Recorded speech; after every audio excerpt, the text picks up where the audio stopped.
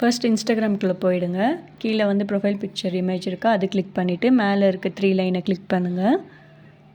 Click பண்ணிட்டதுக்கப்புறம் account சென்டருக்குள்ளே போங்க. அதில் personal details இருக்கா, அது கிளிக் பண்ணிக்கோங்க. அதில் contact information, date of birth, account ownership and control 3 இருக்கும். அக்கௌண்ட் ஓனர்ஷிப் அண்ட் கண்ட்ரோலை கிளிக் பண்ணிக்கோங்க. அதுக்கப்புறம் டீஆக்டிவேஷன் ஆர் டெலிஷன் 2 இருக்கா, அதை கிளிக் பண்ணிக்கோங்க.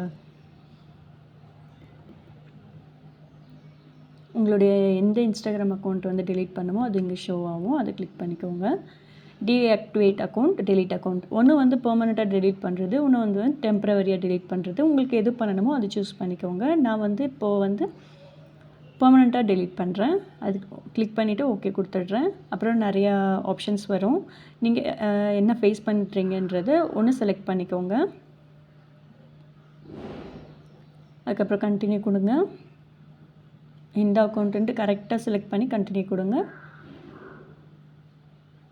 கொடுத்துட்டு உங்களோட இன்ஸ்டாகிராமோட பாஸ்வேர்டை என்டர் பண்ணிவிட்டு கண்டினியூ கொடுங்க.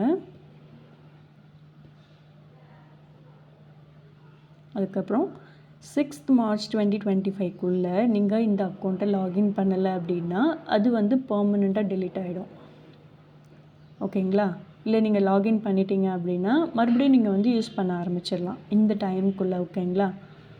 நான் வந்து இப்போது டெலீட் அக்கௌண்ட் கொடுக்குறேன்.